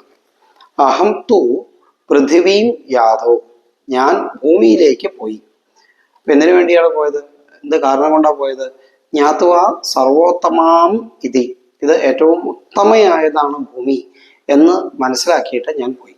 14 ലോകങ്ങളാണുള്ളത്. ഈ 14 ലോകങ്ങളിൽ ഏറ്റവും ഉത്തമമായത് ഏതാണ്ട് മധ്യത്തിൽ വരുന്ന ഭൂമിയാണ്. ഇവിടുന്ന് മുകളിലേക്കുള്ള ലോകങ്ങളിലേക്ക് പോകാനും അധപതിച്ച് പോകാനും ഒക്കെ ഈ ഭൂമിയിൽ വന്ന് കർമ്മം ചെയ്തിട്ട് വേണം. അതുകൊണ്ട് ഏറ്റവും വിശേഷപ്പെട്ടതാണ് ഭൂമി എന്ന് അറിഞ്ഞിട്ട് ഞാൻ ഭൂമിയിലേക്ക് പോയി. നാരദ മഹർഷി ഭൂമിയിൽ ഏതായാലും തീർത്ഥാടനത്തിനായിരിക്കുമല്ലോ വരിക. അപ്പൊ പോയ സ്ഥലങ്ങളാണ് പിന്നെ ലിസ്റ്റായിട്ട് പറഞ്ഞത്. പുഷ്കരം ച പ്രയാഗം ച കാശി ഗോദാവരീം തഥാ ഹരിക്ഷേത്രം കുരുക്ഷേത്രം ശ്രീരംഗം സേതുബന്ധനം ഏവം ആദിഷു തീർത്ഥേഷു. ഇവിടെ ശ്രദ്ധിക്കേണ്ട ഒരു വാക്കാണ് ആദിഷു. ഇതുപോലെയുള്ള മറ്റു സ്ഥലങ്ങളിലും എന്നുള്ള അർത്ഥം, ആദി എന്നുള്ള അർത്ഥം. ഈ ഇങ്ങനത്തെ പദങ്ങൾ വരുമ്പോൾ പലപ്പോഴും നമ്മൾ വായിക്കുമ്പോൾ വരുത്താറുള്ള ഒരു ചെറിയ തെറ്റ് ഏവം ആദീഷു എന്ന് പറയാറുണ്ട്, നീട്ടി പറയാറുണ്ട്. അപ്പൊ അവിടെ എന്താണോ ഉള്ളത് അത് മാത്രമേ വായിക്കാവൂ. അതുകൊണ്ട് ഹ്രസ്വമായത് ഹ്രസ്വമായിട്ടും ദീർഘമായത് ദീർഘമായിട്ടും വായിച്ച് തന്നെ ശ്രദ്ധിക്കണം. ധൃതി പിടിച്ചിട്ട് വായിക്കുമ്പോൾ അല്ലെങ്കിൽ സ്പീഡിൽ വായിച്ചതുകൊണ്ട് വേഗത്തിൽ വായിച്ചെത്തിച്ചു ഒന്നും ആവശ്യമില്ല. വേഗത്തിൽ വായിക്കുക എന്നുള്ളതൊക്കെ ഈ സപ്താഹ വേദിയിൽ സമയക്രമത്തിനുള്ളിൽ തീർക്കുന്നതിന് വേണ്ടിയിട്ട് ചെയ്യുന്നതാണ്. നമ്മൾ വീട്ടിലിരുന്ന് വായിക്കുമ്പോഴും പഠിക്കുമ്പോഴും ഒക്കെ കൂടുതൽ വേഗത്തിൽ വായിച്ചത് കൊണ്ട് നമ്മൾ കുറച്ച് കേമന്മാരായി, നമുക്ക് കൂടുതൽ മനസ്സിലായി തെറ്റിദ്ധാരണ വേണ്ട, മെല്ലെ വായിച്ചാൽ മതി. അതുകൊണ്ട് നമുക്ക് മനസ്സിലാവാൻ വേണ്ടിയാണ്. ഒരു വാക്കെങ്കിലും കൂടുതൽ മനസ്സിലാവുകയാണ് വേണ്ടത്, 10 ശ്ലോകം കൂടുതൽ വേഗത്തിൽ വായിക്കുകയല്ല. ഈ ഒരു ഓർമ്മ വേണേ. അപ്പൊ അതുകൊണ്ട് ഏവം ആദിഷു, സഹസ്രനാമത്തിലായാലും അതുപോലെ മറ്റ് മന്ത്രങ്ങളിലായാലും ശ്ലോകങ്ങളിലായാലും ഭാഗവതം വായിക്കുമ്പോഴായാലും ഒക്കെ അതിലെ ആ പദത്തെ നല്ലോണം സൂക്ഷിക്കണം. ഏവം ആദിഷു, അപ്പൊ ആദി എന്ന് മാത്രമേ വായിക്കാവൂ. ഇതുപോലെയുള്ള തീർത്ഥക്ഷേത്രങ്ങളിൽ ഞാൻ ഭ്രമമാണ് ഇതഹ തതഹ, ഇവിടെയും അവിടെയും ഒക്കെ, അവിടെ ഇവിടെയൊക്കെ അലഞ്ഞു നടന്നു എന്ന് നമ്മൾ പറയില്ല. മലയാളത്തിലാവുമ്പോൾ നമ്മൾ അവിടെയും ഇവിടെയും എന്ന് പറയും. സംസ്കൃതത്തിൽ അത് ഇവിടെയും അവിടെയും എന്ന് തിരിച്ചിട്ടാണ്. ഇതസ്തതഹ, ഇവിടെയും അവിടെയും ഒക്കെ അദ്ദേഹം അലഞ്ഞു നടന്നു അത്ര. അങ്ങനെ നടന്ന സമയത്ത് കണ്ട കാഴ്ചകൾ എന്തൊക്കെയാണ്? അതാണ് ഇനി പറയണത്. ന അപശ്യം കുത്രചിത് ശർമ്മ മനസ്സന്തോഷകാരകം, മനസ്സിന് സന്തോഷം തരുന്നതായ നല്ല കാഴ്ചകൾ, നന്മകൾ ഒന്നും തന്നെ ഞാൻ എവിടെയും കണ്ടില്ല. കലിന അധർമ്മമിത്രേണ ഇയം ധര ബാധിത അധുന, അധർമ്മമിത്രമായിരിക്കുന്ന കലിയാൽ ഈ ഭൂമി പൂർണ്ണമായും ബാധിക്കപ്പെട്ടിരിക്കുന്നു. ഭൂമിയിൽ എല്ലായിടത്തും ഈ കലി ബാധിച്ചിരിക്കുന്നു. ഭാരതത്തില് കലി ഉണ്ടായിരുന്നില്ല എന്നാണല്ലോ പഴയ കാലത്ത്. ആദ്യകാലത്ത് ഭാരതത്തിൽ വന്നില്ല അത്രേ. പക്ഷെ ഇപ്പോൾ ഈ നാരദ മഹർഷി കാണാൻ വരുന്ന ഈ സമയത്ത് കലി ഭാരതത്തിലും വ്യാപിച്ചിരിക്കുന്നു, എല്ലായിടത്തും വ്യാപിച്ചിരിക്കുന്നു. ഇനി ഈ കലിബാധയുള്ള ഭാരതത്തിലെ ഈ തീർത്ഥാടന കേന്ദ്രങ്ങളിൽ നാരദ മഹർഷി കണ്ട കാഴ്ചകളാണ് പറയാൻ പോകുന്നത്. അതിൽ 2 കാര്യം നോക്കണം. ഒന്ന്, കലിയുഗത്തിന്റെ ആരംഭത്തിലാണ് നാരദ മഹർഷി ഈ കാഴ്ച കാണുന്നത്. രണ്ട്, തീർത്ഥക്ഷേത്രങ്ങളിലാണ്, പുണ്യസ്ഥലങ്ങളിലാണ് ഈ കാഴ്ച കാണുന്നത്. അപ്പൊ മറ്റു സ്ഥലങ്ങളിലും അതുപോലെ കലി ഇത്രയും കാലം മുമ്പോട്ട് പിന്നെയും വരികയും ചെയ്തപ്പോൾ എന്തൊക്കെ മാറ്റങ്ങൾ വന്നിട്ടുണ്ടാവും, ഏതൊക്കെ തരത്തിലുള്ള ദുരിതങ്ങൾ ഉണ്ടാവും. അപ്പൊ അതാണ് അന്നത്തെ കാഴ്ചയാണ് ഇപ്പൊ പറയാൻ പോകുന്നത്. സത്യം നാസ്തി, എവിടെയോ സത്യം എന്നൊന്നില്ല. തപഹ ശൗചം ദയാ ദാനം ന വിദ്യതേ. തപസ്, ശൗചം, ദയാ, ദാനം ഇതൊന്നും തന്നെ ആരും കേട്ടിട്ട് പോലുമില്ല. ന വിദ്യതേ, ആർക്കും അറിയുകയില്ല. ഉദരം ഭരിണോ ജീവാഹ വരാഹ കൂടഭാഷണ. ജീവന്മാരൊക്കെ ഉദരംഭരികളായിട്ട് മാറിയുന്നു, വയറ് നിറയ്ക്കാൻ വേണ്ടി ജീവിക്കുന്നവർ. ശരിക്കും മനുഷ്യനെ ഭഗവാൻ സൃഷ്ടിച്ചപ്പോൾ തല ഏറ്റവും മുകളിലും, അതിൻ്റെ താഴെ ഹൃദയം, പിന്നെ വയറ്, പിന്നെ ലൈംഗിക അവയവവും വിസർജന അവയവവും, ഇങ്ങനെയാണല്ലോ സൃഷ്ടിച്ച ഒരു ക്രമം. പക്ഷികളെയും മൃഗങ്ങളെയും ഒക്കെ സൃഷ്ടിച്ചപ്പോൾ ഇതൊക്കെ ഒരേ രേഖയിലാണ്. അവർക്ക് തലയും ലൈംഗിക അവയവവും വിസർജന അവയവവും ഹൃദയവും വയറും ഒക്കെ ഒരേ രേഖയിലാണ്. അതിനൊക്കെ തുല്യ പ്രാധാന്യം. സസ്യങ്ങളെ സൃഷ്ടിച്ചപ്പോൾ അവർക്ക് നേരെ തിരിച്ചാണ്. താഴെ വേരാണ് പ്രധാനം. താഴെ നിന്ന് ഭക്ഷണത്തെ വലിച്ച് മുകളിലേക്ക് കൊണ്ടുപോവാണ് അവരുടെ രീതി. അപ്പൊ അവർക്ക് ഏറ്റവും പ്രധാനം താഴെയുള്ള വേരാണ്. മനുഷ്യന് ഏറ്റവും പ്രധാനം മുകളിലുള്ള, കാരണം ഭക്ഷണം നമ്മൾ മുകളിൽ നിന്ന് താഴേക്കാണ് പോകുന്നത്. അപ്പൊ ഏറ്റവും മുകളിലുള്ള നമ്മുടെ തലയാണ് ഏറ്റവും പ്രധാനം. ആ ഒരു ക്രമത്തിൽ വേണം നമ്മളെ ജീവിതത്തിൽ ഈ അവയവങ്ങളെ ഉപയോഗിക്കാൻ. കൂടുതൽ തല ഉപയോഗിക്കുക, പിന്നെ കുറച്ച് വായ ഉപയോഗിക്കുക, പിന്നെ കുറച്ച് ഹൃദയം ഉപയോഗിക്കുക, പിന്നെ വേണം വയറ് നിറയ്ക്കാൻ. അതും കഴിഞ്ഞ് സമയം ഉള്ളപ്പോഴാണ് ലൈംഗികത. പക്ഷേ നമ്മുടെ ഒരു സിസ്റ്റം, ഇപ്പോൾ ഉള്ള ലോക വ്യവഹാരങ്ങൾ നമ്മളെ പഠിപ്പിക്കുന്നത് നേരെ തിരിച്ചാണ്. ഇണയും ഇരയുമാണ് പ്രധാനം എന്നാണ്. ഇണയെ ആകർഷിക്കുക, ഇര പിടിക്കുക, ഈ രണ്ട് കാര്യത്തിന് വേണ്ടി ജീവിക്കണം എന്ന് നമ്മളെ പറഞ്ഞ് നമ്മള് ഇണയ്ക്കും ഇരയ്ക്കും വേണ്ടിയിട്ട് ജീവിച്ച് തീരെയാണ്. അതെന്ന് വെച്ചാലോ, ഏറ്റവും താഴെയുള്ള ലൈംഗിക അവയവവും അതിൻ്റെ തൊട്ട് താഴെയുള്ള തൊട്ട് മുകളിലുള്ള വയറും, ഇത് രണ്ടുമാണ് പ്രധാനം എന്ന് പറഞ്ഞു പഠിപ്പിക്കുക. ഏറ്റവും കുറച്ച് തല ഉപയോഗിച്ചാൽ മതി. അപ്പൊ അത് വാസ്തവത്തിൽ മനുഷ്യനെ ഈശ്വരൻ സൃഷ്ടിച്ച ക്രമത്തിന്റെ വിപരീത ചിന്തയാണ്. എന്ന് വെച്ചാലോ, പ്രകൃതി വിരുദ്ധതയാണ്, പ്രകൃതിക്ക് വിരുദ്ധമായതാണ് അങ്ങനെ എന്നർത്ഥം. ജനങ്ങളൊക്കെ അങ്ങനെ ആയി തുടങ്ങി എന്നാണ് നാരദ മഹർഷി പറയുന്നത്. ജീവാഹ ഉദരംഭരിണോ, ഉദരംഭരികളായി തീർന്നു തുടങ്ങിയ ആളുകളൊക്കെ.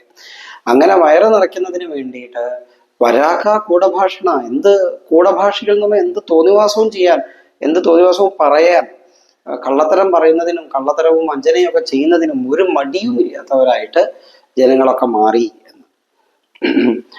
മന്ദ സുമന്ദമതയോ മന്ദഭാഗ്യ ഹി ഉപദ്രുത പാഖണ്ഡ നിരതോ സന്തോ വിരക്ത സപരിഗ്രഹ. അപ്പോ ജനങ്ങളൊക്കെ അതുകൊണ്ടുള്ള ദുരിതഫലം എന്തൊക്കെയാ? ഒന്ന് മന്ദ, ജനങ്ങളൊക്കെ പൊതുവെ മന്ദന്മാരായി. മന്ദം വെച്ചാൽ ബുദ്ധി വളരെ മന്ദമായി പ്രവർത്തിക്കുന്നവർ, വളരെ സ്ലോയിൽ പ്രവർത്തിക്കുന്നവർ, വളരെ ആഴത്തിൽ തീവ്രമായി ചിന്തിക്കാനൊന്നും കഴിവില്ലാത്തവരായി തുടങ്ങി. മന്ദാഹ.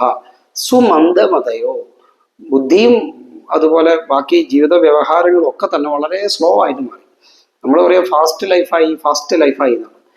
വാസ്തവത്തിൽ നമ്മുടെ ചിന്തയുടെ ശക്തി വളരെ കുറഞ്ഞുപോയി. ഉദാഹരണം, 2 ദിവസം മുമ്പ് സ്വാമിജി മഹാഭാരതത്തിന്റെ ആമുഖം പറയുകയായിരുന്നു. വേദവ്യാസ മഹർഷി ഒരാൾ തന്നെയാണോ അതോ കുറേ ആൾക്കാരുണ്ടോ എന്ന് ആധുനിക കാലത്ത് പലർക്കും സംശയമാണ്. കാരണം അദ്ദേഹം അന്ന് ചിന്തിച്ചതും എഴുതി വെച്ചതൊക്കെ ആലോചിക്കുമ്പോൾ അതൊക്കെ കൂടി ഒരാളെ കൊണ്ട് പറ്റുമോ, അതോ കുറേ ആൾക്കാർ കൂടി ചെയ്തതാണോ എന്നൊക്കെ പല ചിന്തകളും അഭിപ്രായങ്ങളും ഒക്കെ ആൾക്കാർക്ക് ഇപ്പോഴും ഉണ്ട്, വിവാദമായിട്ട് നിൽക്കാറുണ്ട്. നമുക്ക് വിശ്വസിക്കാനാവുന്നില്ല ഒരാളെ കൊണ്ട് ഇത്രയൊക്കെ സാധിക്കും എന്നുള്ളത്. ശങ്കരാചാര്യര് ഇത്രയധികം പ്രവൃത്തികൾ ഇത്ര ചുരുങ്ങിയ കാലത്ത് ചെയ്യും എന്നുള്ളത് വിശ്വസിക്കാൻ നമുക്ക് സാധിക്കണില്ല. അതുപോലെ വിവേകാനന്ദ സ്വാമിജി ആ ചെറിയ പ്രായത്തിൽ അദ്ദേഹം ചെയ്തതൊക്കെ ആലോചിക്കാൻ നമുക്ക് പറ്റില്ല. ഇത്രയധികം ചെയ്യാൻ പറ്റും ഒരാൾക്ക്. അത് മഹാകർമ്മങ്ങളാണ്, അത്ഭുത കർമ്മങ്ങളാണ് അവരൊക്കെ ചെയ്തിട്ടുള്ളത്. നമ്മുടെ ലോകത്തിരുന്ന് നമുക്ക് നോക്കിക്കഴിഞ്ഞാൽ അതൊക്കെ സാധിക്കുന്നുണ്ടോ? നമുക്ക് മര്യാദയ്ക്ക് 10 ശ്ലോകങ്ങൾ ഓർത്തു വെക്കാൻ നമുക്ക് സാധ്യമല്ല. പറയണ സമയത്ത് കേൾക്കും, ഓർക്കും, അത് കഴിഞ്ഞ് അപ്പൊ തന്നെ മറന്നു പോകും. ഇതാണ് നമ്മുടെ പലരുടെ അവസ്ഥ. അങ്ങനെ ഇരിക്കെ ഇവർക്കൊക്കെ ഇതെങ്ങനെ സാധിച്ചു? സുമന്ദമതയ. നമ്മളൊക്കെ ഒരർത്ഥത്തിൽ പറഞ്ഞാൽ ബുദ്ധിയൊക്കെ വളരെ ശോഷിച്ചു തുടങ്ങിയ ആൾക്കാരാണ്. അതുകൊണ്ട് ഇത്രയൊന്നും ആഴത്തിൽ ആലോചിക്കാനോ അത് ഓർത്തു വെക്കാനോ അത് വീണ്ടും ആവശ്യമുള്ള സമയത്ത് ഓർമ്മയിൽ കൊണ്ടുവരാനോ ഒക്കെ നമുക്ക് സാധിക്കണില്ല.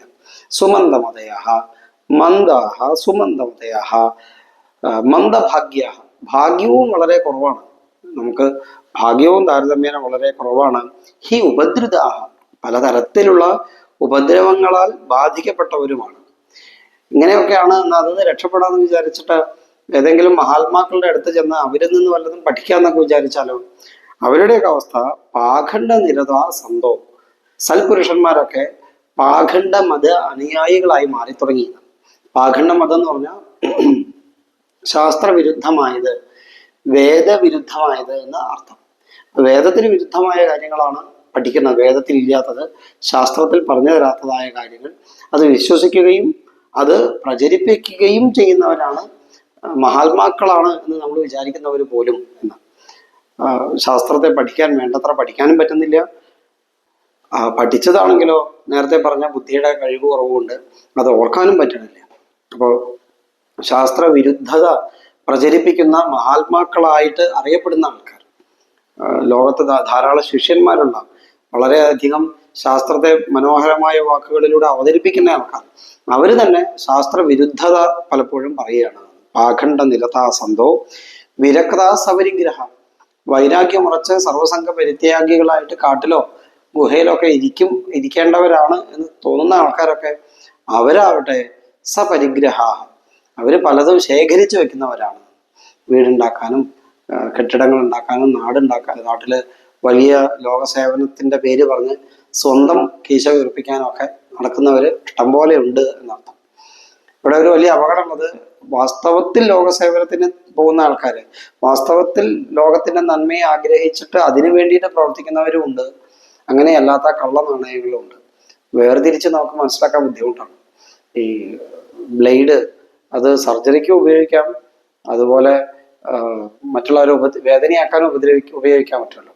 അതുപോലെയാണ് ഈ ലോകസേവനം എന്നത്. സ്വന്തം സ്വാർത്ഥതയ്ക്ക് വേണ്ടിയിട്ട് ഉപയോഗിച്ച് ജനങ്ങളെ വഞ്ചിക്കുന്നവരുമുണ്ട്, ആത്മാർത്ഥതയോടുകൂടി ചെയ്യുന്നവരുമുണ്ട്. വേർതിരിച്ച് മനസ്സിലാക്കാൻ വളരെ സൂക്ഷിക്കണം, വളരെ ശ്രദ്ധിക്കണം. വിരക്ത സപരിഗ്രഹ, വൈരാഗ്യം എന്നത് അഭിനയം മാത്രമാക്കി ഇരിക്കുന്ന ആളുകൾ ധാരാളമുണ്ട്. അവരെ പറ്റി നമ്മൾ വളരെ സൂക്ഷ്മതയോടുകൂടി ശ്രദ്ധയോടുകൂടി ഇരിക്കണം. ഇവിടെ മന്ദഭാഗ്യ എന്ന് പറഞ്ഞത് ഇതും കൂടി കണക്കാക്കിയിട്ടാണ്. ഒരുപാട് ആളുകൾ അങ്ങനെയുള്ള ഈ എന്താ പറയാ സ്വാർത്ഥതയ്ക്ക് വേണ്ടിയിട്ട് ഈ ലോക ജീവിതത്തെ ഉപയോഗപ്പെടുത്തുന്ന ആൾക്കാരുണ്ടല്ലോ, അവരുടെ ട്രാപ്പിൽ പോയി വീഴുന്ന ഇഷ്ടംപോലെ ആളുകളുണ്ട്.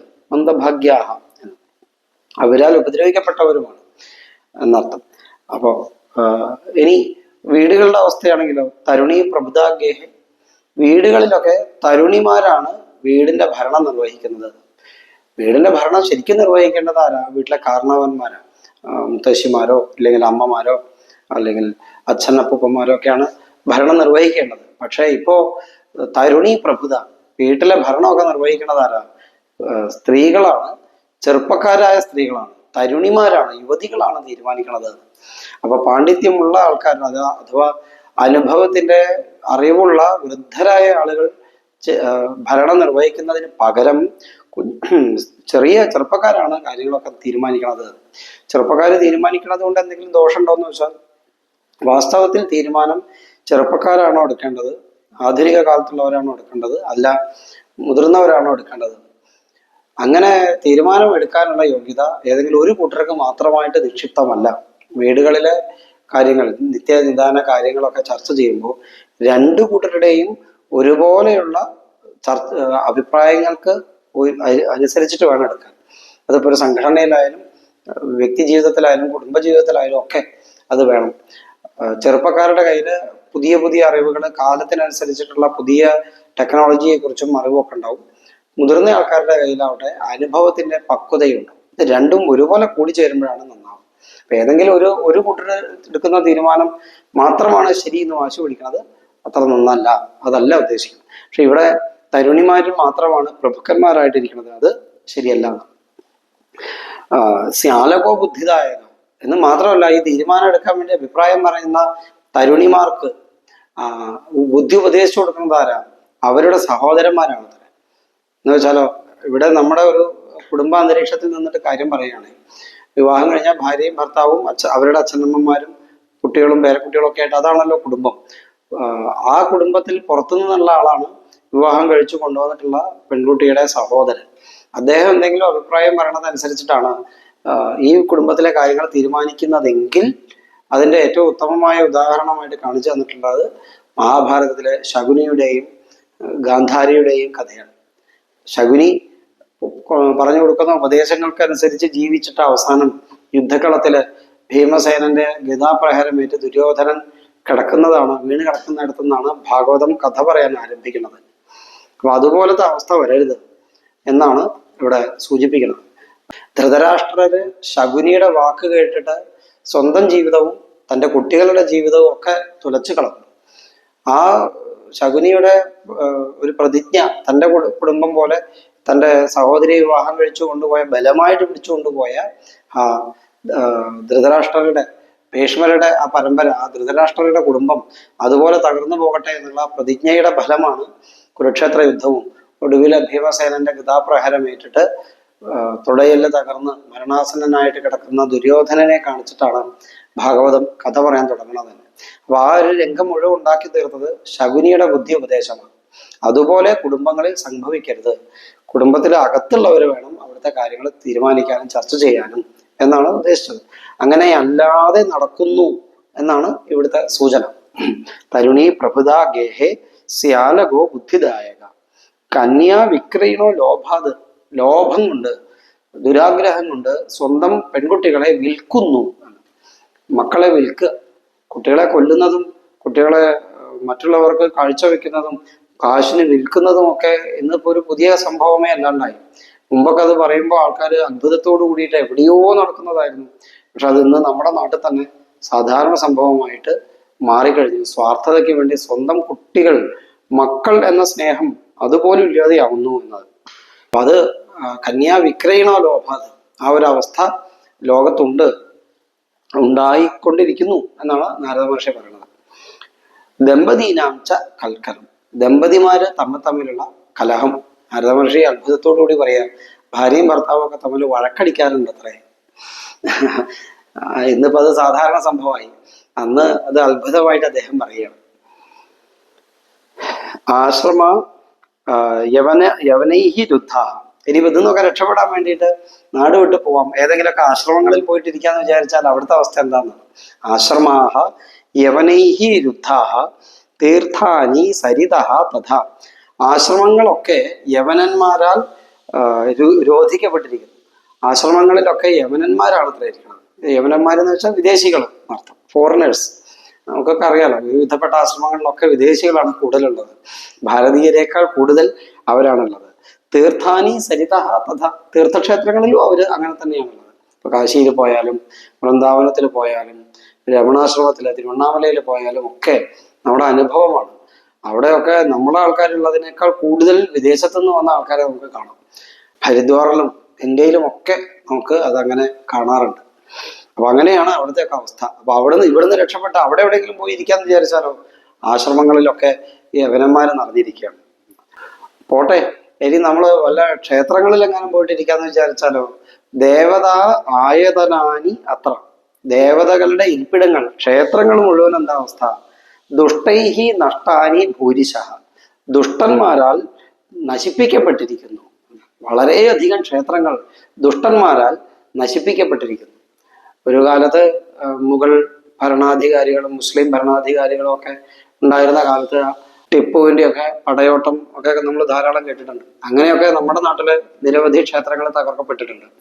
അതേപോലെ തന്നെ ആധുനിക കാലമായപ്പോൾ ഇപ്പോഴത്തെ കാലത്ത് ഭരണകർത്താക്കളുടെ പിടിപ്പ് കേടുകൊണ്ടും അവരുടെ ദീർഘവീക്ഷണമില്ലായ്മ കൊണ്ടും ശ്രദ്ധ കുറവ് കൊണ്ടും ഒക്കെ നിരവധി ക്ഷേത്രങ്ങൾ ഇപ്പോഴത്തെ കാലത്തും തകർക്കപ്പെടുന്നുണ്ട്, നശിപ്പിക്കപ്പെടുന്നുണ്ട്. രണ്ടും ഒരുപോലെ അപകടമാണ്. വളരെ ഗൗരവം ഉള്ള ഒരു ശ്രദ്ധ, ചിന്ത ആ വിഷയത്തിൽ ഉണ്ടാവണം എന്ന് ഓർമ്മപ്പെടുത്തുകയാണ് സാന്ദർഭികമായി. ഏതായാലും നിരവധി ക്ഷേത്രങ്ങൾ അങ്ങനെ തകർക്കപ്പെട്ടിട്ടുണ്ട് എന്ന് ഇവിടെ പറയുകയാണ്. അപ്പൊ അതുകൊണ്ട് ക്ഷേത്രത്തിൽ പോയിരിക്കാന്ന് വിചാരിച്ചാൽ അതും സാധ്യമല്ല.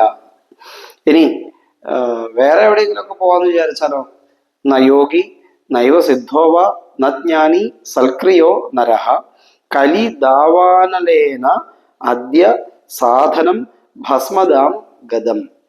എന്നാ യോഗി, ഏതെങ്കിലും ഒരു യോഗികളെ കാണാനില്ല, സിദ്ധന്മാരെ കാണാനില്ല, ജ്ഞാനികളെ കാണാനില്ല, സൽക്കർമ്മങ്ങൾ അനുഷ്ഠിക്കുന്ന ഒരു മനുഷ്യനെ കാണാനില്ല. സൽക്രിയോ നരഹ, സൽക്കർമ്മം അനുഷ്ഠിക്കുന്ന ഒരു മനുഷ്യനെ പോലും കാണാനില്ല. കലി ദാവാനലേന അദ്യ, കലിയാവുന്ന കാട്ടുതീ, ദാവാനിലൻ എന്ന് പറഞ്ഞാൽ കാട്ടുതീ എന്നാണ് അർത്ഥം. കലിയാവുന്ന കാട്ടുതീയെ ഇപ്പോൾ സാധനങ്ങളെ മുഴുവൻ ഭസ്മമാക്കി തീർത്തിരിക്കുന്നു. സാധനയ്ക്ക് ഉപയുക്തമായി ഉപയോഗിച്ചുകൊണ്ടിരിക്കുന്ന വസ്തുക്കൾ എന്നർത്ഥം. അത് മുഴുവൻ തന്നെ ഇപ്പോ ഈ കലി ബാധിച്ച് ഭസ്മമായി പോയിരിക്കുന്നു. ഇതാണ് ഇപ്പോഴത്തെ അവസ്ഥ. ഇനി അതിൻ്റെ ഒരു പരമകോടി, അതിൻ്റെ ഒരു എന്താ പറയുക, ആശ്ചര്യത്തോടു കൂടി നാരദൻ പങ്കുവെക്കുകയാണ്. അതിൻ്റെ ഒരു എക്സ്ട്രീം അവസ്ഥ ഏതുപോലെ ആയിട്ടുണ്ട് എന്ന് പറയുകയാണ്. അട്ടശൂല ജനപദ ശിവശൂല ദ്വിജാദയ കാമിന്യ കേശശൂലിന്യ സംഭവന്തി കലാവിഹ ഏവം പശ്യൻ കലേർ ദോഷാൻ പര്യടൻ അവനീമഹം യാമുനം തടമാപന്നോ എത്ര ലീലാ ഹരേരഭൂത് തത്രാശ്ചര്യം മയാ ദൃഷ്ടം ശ്രൂയതാം തന്മുനീശ്വരാഃ ഏകാതു തരുണീ തത്ര നിഷണ്ണ ഖിന്നമാനസ വൃദ്ധൗ ദൗ പതിതൗ പാർശ്വേ നിശ്വസന്താവചേതനൗ ശുശ്രൂഷന്തി പ്രബോധന്തി രുദതീ ച തയോഃ പുനഃ ദശദിക്ഷു നിരീക്ഷന്തി രക്ഷിതാരം നിജം വപു വീജ്യമാന ശതസ്ത്രീഭി ബോധ്യമാന മുഹുർമുഹു ദൃഷ്ട്വാ ദൂരാദ്ഗതസോഹം കൗതുകേന തദന്തികം മാം ദൃഷ്ട്വാ ചൗദ്ധിത ബാല വിഹ്വല ചാബ്രവീത് വച. ശ്ലോകം നോക്ക്. അട്ടശൂല ജനപദ, ജനപദങ്ങളൊക്കെ അട്ടശൂലമായി. ജനപദം എന്ന് വെച്ചാൽ ജനങ്ങൾ, നാട്ടിൽ, ജനപദത്തിൽ എന്നൊക്കെ അർത്ഥം. അട്ടശൂലം എന്ന് പറഞ്ഞാൽ, ശൂലം എന്ന് പറഞ്ഞാൽ കച്ചവടം എന്നാണ് അർത്ഥം. അട്ടം എന്ന് പറഞ്ഞാൽ അന്നം, ഭക്ഷണം എന്നാണ് അർത്ഥം. ഭക്ഷണം കച്ചവടം ചെയ്യുന്ന ആളുകള് നാട്ടിലൊക്കെ നിറഞ്ഞിരിക്കുന്നു. ഗ്രാമങ്ങളിലും പട്ടണങ്ങളിലും ഒക്കെ ആളുകൾ ഭക്ഷണത്തെ വിൽക്കാൻ ആരംഭിച്ചിരിക്കുന്നു. ഇത് പറയുമ്പോൾ നമുക്ക് അത്ഭുതമാണ്. ഭക്ഷണ ഹോട്ടലിലൊക്കെ വിൽക്കുന്നുണ്ടല്ലോ. ഭാരതത്തില് ഉണ്ടായിരുന്നില്ല, ഹോട്ടൽ എന്നൊരു സങ്കല്പമേ ഭാരതത്തിൽ ഉണ്ടായിരുന്നില്ല. റെസ്റ്റോറൻറ്റ് എന്നൊരു സങ്കല്പം ഇല്ല. ഭക്ഷണം കഴിക്കാൻ നമ്മുടെയൊക്കെ നമ്മൾ കഥകളിലൊക്കെ കേൾക്കണത് അങ്ങനെയല്ലേ. സത്രങ്ങളിലായാലും അല്ലെങ്കിൽ അതിഥിയാണ് നമ്മുടെ ഏറ്റവും പ്രധാന സങ്കല്പങ്ങളിൽ ഒന്ന് തന്നെ. അതിഥി പൂജയാണ്. ഭക്ഷണത്തിന് ആഗ്രഹിക്കുന്ന ആൾക്കാർ യാത്ര ചെയ്യുമ്പോഴൊക്കെ ഭക്ഷണം വേണമെന്ന് തോന്നുന്ന ആൾക്കാരൊക്കെ ഏതെങ്കിലുമൊക്കെ വീടുകളിൽ കയറി ചെല്ലുക, ചോദിച്ചാൽ അവിടെ നിന്ന് ഭക്ഷണം കൊടുക്കണം, അങ്ങനെ വരുന്ന ആൾക്കാർക്ക് ഭക്ഷണം കൊടുക്കണം എന്നാണ് നമ്മുടെ സങ്കല്പം. അങ്ങനെ ഒരു ഭാവന അത് ലോകത്തില് ഭാരതത്തിൽ മാത്രം ഉണ്ടായിരുന്ന ഒരു ദിവ്യ സങ്കല്പമാണ്. ഭക്ഷണത്തിന് വേണ്ടി ഒരാൾ വീട്ടിൽ വന്നാൽ ആ ആള് അതിഥി ദേവോ ഭവ, ആ അതിഥിയെ ഈശ്വരനായിട്ട് കാണണം എന്ന സങ്കല്പം നമ്മുടെ ഭാരതത്തിലെ വലിയൊരു ഉദാത്തമായ സങ്കല്പമായിരുന്നു. അതിന് പകരം മറ്റുള്ളയിടത്തൊക്കെ അത് ചാരിറ്റിയാണ്. എൻ്റെ കയ്യിൽ കുറച്ചധികം പണം ഉണ്ടെങ്കിൽ ഞാൻ ആർക്കെങ്കിലൊക്കെ കൊടുക്കാം. അതില് കൊടുക്കുന്ന ഞാൻ വളരെ സുപ്പീരിയറും വാങ്ങുന്ന ആൾക്കാർ വളരെ ഇൻഫീരിയറുമാണ്. പക്ഷേ ഇവിടുത്തെ സങ്കല്പത്തിൽ അങ്ങനെയല്ല. കൊടുക്കുന്ന ഞാൻ താഴെയും സ്വീകരിക്കുന്ന അതിഥി വളരെ ഉയരത്തിലുള്ള ആളുമാണ്.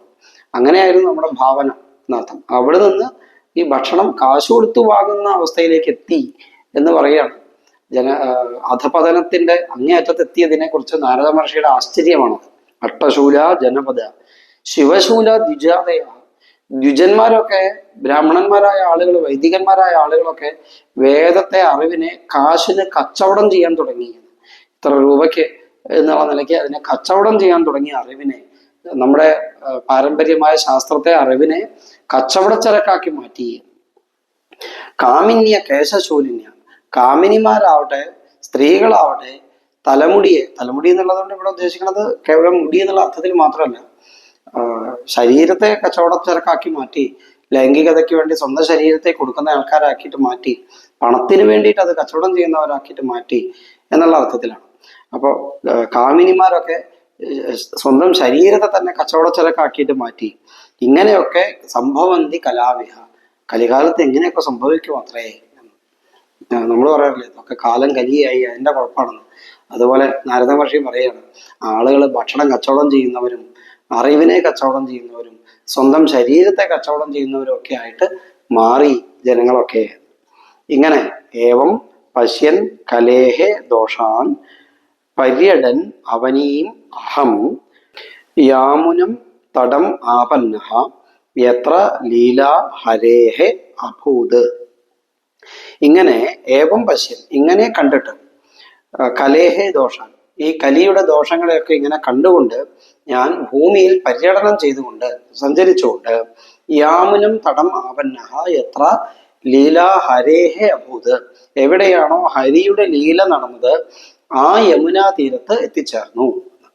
വൃന്ദാവനമാണ്, യമുനാ നദി ഒഴുകി വരുമ്പോൾ വൃന്ദാവനത്തിലാണ് ഭഗവാന്റെ ലീലകൾ നടന്നിട്ടുള്ള യമുനാ തീരം. അപ്പൊ വൃന്ദാവനത്തിലേക്ക് എത്തിച്ചേർന്നു.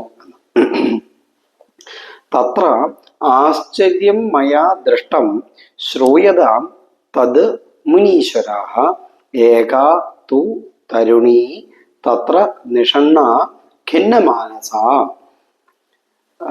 തത്ര ആശ്ചര്യം മയാ ദൃഷ്ടം, ഞാൻ അവിടെ ഒരു വലിയ ആശ്ചര്യത്തെ, അത്ഭുതത്തെ കണ്ടു.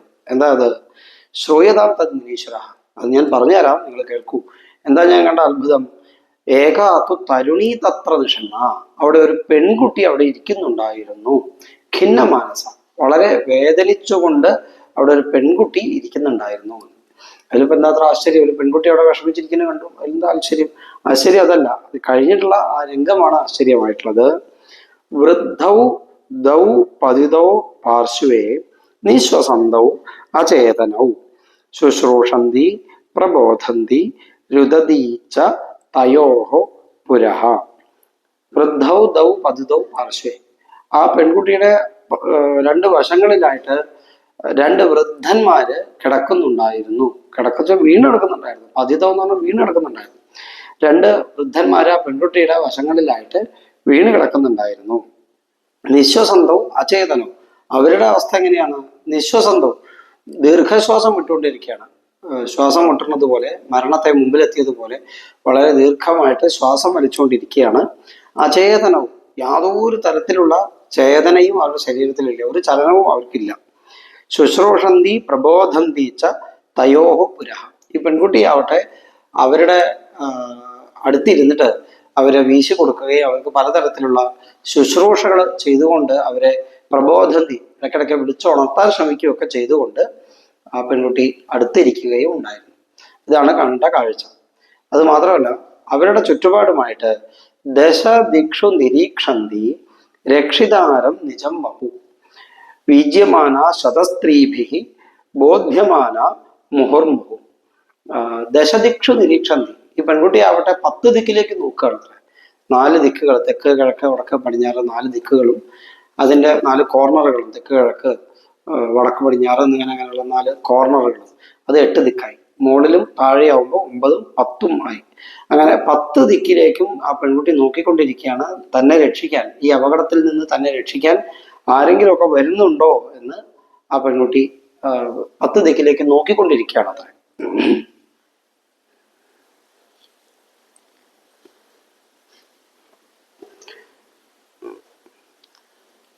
അതിൻ്റെ അടുത്ത് തന്നെ ഇരുന്നുകൊണ്ട് വീജ്യമാന ശതസ്ത്രീഭിഹി ബോധ്യമാന മുഹുർമുഹു, 100 കണക്കിന് സ്ത്രീകൾ ഈ പെൺകുട്ടിയുടെയും ഈ 2 വൃദ്ധന്മാരുടെയും അടുത്തായിട്ട് ചുറ്റുപാടുമായിട്ട് ഇരിക്കുന്നുണ്ട്. 100 കണക്കിന് വേറെ സ്ത്രീകൾ ഇരിക്കുന്നുണ്ട്. അവരൊക്കെ ബോധ്യമാന മുഹുർമുഹു, അവരെ ഇടയ്ക്കിടയ്ക്ക് ആ പെൺകുട്ടിയുടെ പേര് വിളിക്കുകയും അവരെ ആശ്വസിപ്പിക്കുകയും ഒക്കെ ചെയ്തുകൊണ്ട് അടുത്ത് ഇരിക്കുന്നുണ്ടായിരുന്നു എന്ന്. ദൃഷ്ട്വ ദൂരാൽ ഗത സോഹം ദൂരാത് ഗതഃ സഹ അഹം കൗതുകേന തദന്തികം മാം ദൃഷ്ട്വാച്ച ഉത്ഥിതാ ബാല വിഹ്വലാഹ ച അബ്രവീത് വചഃ. ദൃഷ്ട്വാ ദൂരാൽഗത സോഹം, ദൃഷ്ട്വാ ദൂരാൽഗത സോഹം, ഞാൻ കുറച്ച് ദൂരത്തു കൂടിയാണ് യാത്ര പോയിരുന്നത്. അപ്പോഴാണ് ഈ ആൾക്കൂട്ടവും ഈ കാഴ്ചയൊക്കെ കണ്ടത്. അത് കണ്ട സമയത്ത് ഞാൻ അടുത്തേക്ക് പോയിട്ട് നോക്കി. കൗതുകേന തദന്തികം, വളരെ കൗതുകത്തോടു കൂടി അടുത്തേക്ക് പോയിട്ട് നോക്കി. അപ്പോൾ എന്താ കണ്ടത്? മാം ദൃഷ്ട്വാച്ച, അപ്പൊ ഞാൻ അടുത്തു പോയി നോക്കുമ്പോൾ ആ പെൺകുട്ടി എന്നെയും കണ്ടു. കണ്ടിട്ട് ഉദ്ധിത ബാല, എന്നെ കണ്ടപ്പോൾ വളരെ വേഗത്തിൽ ചാടി എണീറ്റു. ആ പെൺകുട്ടി മാത്രം, ആ വൃദ്ധന്മാരെ എണീറ്റിട്ടില്ല. അവര് എണീറ്റു. എന്നിട്ടോ വിഹ്വലാച്ച അബ്രവീത് വച്ച, വളരെ വിഹ്വലയായിട്ട്, വളരെ ഭയത്തോട് കൂടിയിട്ട്, വളരെ എക്സൈറ്റ്മെന്റോട് കൂടിയിട്ട് ആ പെൺകുട്ടി എന്നോട് ഇങ്ങനെ പറഞ്ഞു എന്നാണ്. എന്നോട് ഇങ്ങനെ പറഞ്ഞു എന്ന് പറയാം. ഇപ്പൊ എന്താ പറയണത്? ബാലോവാച, ഭോ ഭോ സാധോ ക്ഷണം തിഷ്ഠ മച്ചിന്താമപി നാശയ ദർശനം തവ ലോകസ്യ സർവഥാഖഹരം പരം ബഹുധാ തവ വാക്യേന ദുഃഖശാന്തിർ ഭവിഷ്യതി യഥാ ഭാഗ്യം ഭവേത് ഭൂരി ഭവതോ ദർശനം തദാ. ആ പെൺകുട്ടി പറയുകയാണ്, ഹേ ഭോ ഭോ സാധോ, ഹേ സാധോ, ഹേ മഹാത്മാവേ, ക്ഷണം തിഷ്ഠ, കുറച്ചു സമയം എനിക്ക് വേണ്ടിയിട്ട് ഇവിടെ കാത്തു നിൽക്കണേ. ചിന്താമപി നാശയ, എൻ്റെ വലിയ ഒരു സങ്കല്പത്തെ, ദുഃഖത്തെ കൂടി അങ്ങ് ഇല്ലാതെയാക്കി തരണേ. ദർശനം തവ ലോകസ്യ സർവഥാ അഖഹരം പരം. എല്ലാ അർത്ഥത്തിലുമുള്ള എല്ലാ പാപങ്ങളെയും ഇല്ലാതെയാക്കുന്നതാണ് അങ്ങയുടെ ദർശനം തന്നെ. അതുകൊണ്ട് ഇപ്പൊ അങ്ങയെ എനിക്ക് കാണാൻ പറ്റി, അതുകൊണ്ട് എൻ്റെ ഈ ദുഃഖത്തെ ഇല്ലാതെയാക്കി തരണേ. ബഹുധാ തവ വാക്യേന ദുഃഖശാന്തി ഭവിഷ്യതി. ഒരുപാട് ആളുകൾക്ക് അങ്ങയുടെ ദർശനം കൊണ്ട് ദുഃഖശാന്തി വന്നിട്ടുണ്ടല്ലോ.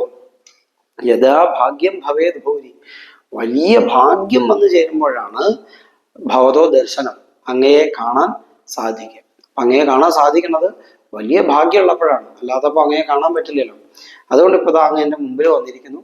അപ്പൊ എൻ്റെ സംശയങ്ങളെ തീർത്ത് എൻ്റെ ദുഃഖത്തെ ഇല്ലാതെയാക്കി തരണേ എന്ന് നാരദ മഹർഷിയോട് ഭക്തിദേവി, ഭക്തിയാണെന്ന് പറഞ്ഞിട്ടില്ല, അവിടെ കണ്ട ആ യുവതിയായ പെൺകുട്ടി പ്രാർത്ഥിക്കുകയാണ്. ഇത് കൂടുതൽ ബാക്കിയുള്ള ഭാഗങ്ങൾ അടുത്ത ക്ലാസ്സിൽ നമുക്ക് കാണാം. ഇനി ചില കാര്യങ്ങൾ കൂടി പറഞ്ഞിട്ട് ഈ വീഡിയോ നമുക്ക് അവസാനിപ്പിക്കാം. അതിൽ 2-3 കാര്യങ്ങളാണ് പറയാനുള്ളത്. അതിലൊന്ന് പാരായണം ചെയ്യുന്നതിനെ കുറിച്ചാണ്. പലരും ചോദിച്ചിരുന്നു, സ്പീഡിൽ വായിക്കാൻ പറ്റാൻ എത്ര കാലം വായിക്കേണ്ടി വരും? ക്ലാസ്സിൻ്റെ ഇടയിൽ നേരത്തെ സൂചിപ്പിക്കേണ്ടായി തൊട്ട് മുമ്പ്, സ്പീഡിൽ വായിക്കുക എന്നുള്ളത് ഒരു ടാർഗറ്റായിട്ട് ഒരിക്കലും എടുക്കരുത്. അങ്ങനെ ഒരു ചിന്ത നമുക്കൊക്കെ വന്നു പോണത് ഭാഗവത സപ്താഹ വേദിയിൽ ആചാര്യന്മാർ വളരെ വേഗത്തിൽ വായിക്കുന്നതുകൊണ്ടാണ്. അത് അവിടെ ഒരു സമയക്രമത്തിന്റെ പരിമിതി കൊണ്ട് അങ്ങനെ വായിക്കുന്നു എന്നുള്ളത് കൊണ്ട് അങ്ങനെ വായിക്കേണ്ട ആവശ്യമില്ല. വളരെ സാവധാനത്തിൽ വാക്കുകളൊക്കെ മനസ്സിലാക്കിക്കൊണ്ട് വായിച്ചാൽ മാത്രം മതി. വായിക്കുമ്പോൾ അർത്ഥബോധം ഉണ്ടാവുക എന്നുള്ളതാണ് ലക്ഷ്യം. അതാണ് നമ്മൾ പരിശ്രമിക്കേണ്ടത്. ശ്ലോകം വായിക്കുമ്പോൾ തന്നെ അർത്ഥം നമ്മുടെ ഉള്ളിൽ ഇങ്ങനെ ഓർമ്മയിൽ വരണം, നമുക്ക് മനസ്സിൽ വരണം. അതാണ് നമ്മുടെ ആവശ്യം. സ്പീഡിൽ വായിക്കുക എന്നുള്ളതല്ല. കാലക്രമേണ അത് നമുക്കൊക്കെ സാധിക്കുകയും ചെയ്യും. ഇപ്പൊ തന്നെ പലരും പറയാറുണ്ട്, ക്ലാസ്സൊക്കെ തുടങ്ങിയത് ഇങ്ങനെ വായിക്കുമ്പോൾ, പുസ്തകം വായിക്കുമ്പോൾ ശ്ലോകത്തിന്റെ ആശയം ഓർമ്മയിൽ വരുന്നുണ്ട് എന്നുള്ളത്. അതുകൊണ്ട് നിർബന്ധമായിട്ടും പാരായണം ചെയ്യാനും കൂടി പഠിക്കുന്ന ആളുകൾ, ഗൗരവത്തിൽ ഭാഗവതത്തെ സമീപിക്കുന്ന നമ്മുടെ ഗ്രൂപ്പ് അംഗങ്ങളൊക്കെ നിർബന്ധമായിട്ടും ഭാഗവത പുസ്തകം കയ്യിൽ വെച്ചുകൊണ്ട് ഇത് ഓഡിയോ കേൾക്കാം. അപ്പോൾ ഇതിൽ നമുക്ക് പദങ്ങളെയൊക്കെ പരിചയപ്പെടാൻ പറ്റും, വായിക്കാനൊക്കെ പറ്റും. നമുക്ക് വായിക്കാനും കുറേശ്ശെ അർത്ഥം മനസ്സിലാക്കാനും ഒക്കെ അതിലൂടെ നമുക്ക് സാധിക്കും. ഇതൊരു കാര്യം. ഈ രണ്ടാമത്തെ കാര്യം, നമ്മൾ ക്ലാസ് ഇപ്പോൾ കുറച്ച് കഴിഞ്ഞു, ഒരുപാട് പാഠങ്ങൾ പങ്കുവെച്ചു, കുറേ ആളുകൾ കാണുന്നുണ്ട്. കാണുന്ന ആളുകളുടെ എണ്ണം 1000-നൊക്കെ മുകളിലാണ്. പക്ഷെ അത്രയധികം ആളുകൾ കാണുമ്പോഴും ഇവർക്കൊക്കെ കൃത്യമായി കാണാൻ പറ്റിയോ, അതൊക്കെ മനസ്സിലാവുന്നുണ്ടോ എന്നൊന്നും നമുക്ക് ഒരു ധാരണയില്ലല്ലോ. ഇങ്ങോട്ടൊരു ഫീഡ്ബാക്ക് വരുന്നില്ലല്ലോ ഇങ്ങനെ ഓൺലൈൻ ക്ലാസ് ആകുമ്പോൾ. അതുകൊണ്ട് നമ്മളൊക്കെ വായിക്കാൻ പഠിക്കാം എന്നുള്ള ഗൗരവത്തിലുള്ള ആൾക്കാരാണ് എന്ന ഒരു മുൻ ധാരണയോട് കൂടിയിട്ട് പറയട്ടെ.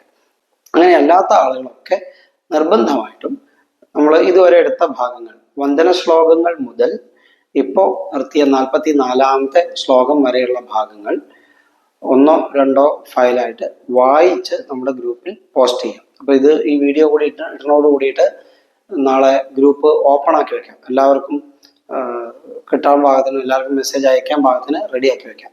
അപ്പൊ ഈ വീഡിയോ കണ്ടതിന് ശേഷം എല്ലാവരും വന്ദന ശ്ലോകങ്ങൾ മുതൽ ഇതുവരെയുള്ള 44 ശ്ലോകങ്ങൾ വരെയുള്ള ഭാഗം വായിക്കുക. എന്നിട്ട് അത് മൊബൈലിൽ റെക്കോർഡ് ചെയ്തിട്ട് ഗ്രൂപ്പിൽ പോസ്റ്റ് ചെയ്യും.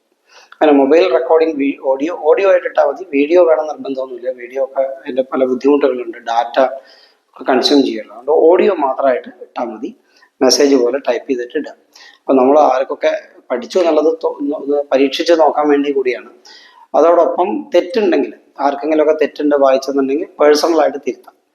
അപ്പോൾ അവരെ ഗ്രൂപ്പിൽ പറയാവുന്ന പേഴ്സണലായിട്ട് തിരുത്താം. ഇനി ഏതെങ്കിലുമൊക്കെ ചില ഓഡിയോ ഗ്രൂപ്പിൽ അത് തിരുത്തിയിട്ടാൽ ഗ്രൂപ്പിലെ എല്ലാ അംഗങ്ങൾക്കും ഉപകാരമാവുമെന്ന് തോന്നുന്നത് മാത്രം നിങ്ങളുടെ സമ്മതത്തോടു കൂടി ഗ്രൂപ്പിൽ പോസ്റ്റ് ചെയ്യാം. അല്ലാത്തത് ഗ്രൂപ്പിൽ പോസ്റ്റ് ചെയ്യില്ല.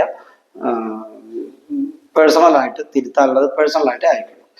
അപ്പോൾ ഇങ്ങനെ ഒരു പരീക്ഷണം പോലെ നമുക്ക് നടത്താം, പരീക്ഷ പോലെ നമുക്ക് നടത്താം. എല്ലാവരും ചൊല്ലിയിട്ട് അത് ഗ്രൂപ്പിലിടുക. ഒരു ഫയലായിട്ട് വേണമെന്നില്ല, 1-2 ഫയലായിട്ട് ഇട്ടാലും കുഴപ്പമില്ല. മുഴുവനും ഞാൻ തന്നെ കേട്ട് അത് തെറ്റിതിരുത്തി അയക്കാൻ സാധിച്ചു എന്ന് വരില്ല. നമുക്ക് നമ്മുടെ വാട്സപ്പ് ഗ്രൂപ്പിൽ 500ഓളം ആൾക്കാരും അതിന് പുറമെ ക്ലാസ്സിലുള്ള ആളുകളുടെ എണ്ണം, യൂട്യൂബിൽ നേരിട്ട് കേൾക്കുന്ന ആളുകളുടെ എണ്ണം ഒക്കെ വളരെ വലിയ സംഖ്യയാണ്. അത്രയും ആൾക്കാരുടെ ഇത് കേട്ട് തെറ്റിതിരുത്തുക എന്നുള്ളത് ഒരു എളുപ്പമുള്ള കാര്യമല്ലാത്തതുകൊണ്ട് നമ്മുടെ ഗ്രൂപ്പിൽ തന്നെ ഭാഗവതം അത്യാവശ്യം നന്നായി കൈകാര്യം ചെയ്യുന്ന, സംസ്കൃത ഭാഷ നന്നായിട്ട് അറിയുന്ന കുറച്ച് ആളുകളുണ്ട്. അപ്പൊ അവരുടെയും കൂടി സഹായത്തോട് കൂടിയിട്ട് നമുക്ക് ഓഡിയോ തെറ്റിതിരുത്തിയിട്ട് തിരിച്ചയക്കാം. അപ്പൊ അതും കൂടി ഒന്ന് ഓർമ്മിപ്പിക്കുകയാണ്. ഇത് ഇന്ന് കാണാൻ തുടങ്ങുന്ന ഈ സമയം തൊട്ടിട്ട് നിങ്ങൾക്ക് ഓഡിയോ കറക്റ്റ് ചെയ്തിട്ട് അയക്കാം. അത് വാട്സപ്പ് ഗ്രൂപ്പിൽ അയക്കാവുന്നതാണ്. ഇത്രയും ആണ് 2 കാര്യങ്ങൾ പറയാനുള്ളത്. കൂടി ഓർമ്മിപ്പിച്ച് നമുക്ക് ഇന്നത്തെ ഈ വിഷയം ഭഗവാന്റെ പാദങ്ങളിൽ സമർപ്പിക്കാം. എല്ലാവർക്കും ഈശ്വരന്റെ അനുഗ്രഹം ഉണ്ടാവട്ടെ എന്ന് പ്രാർത്ഥിക്കുന്നു. ഹരി ഓം.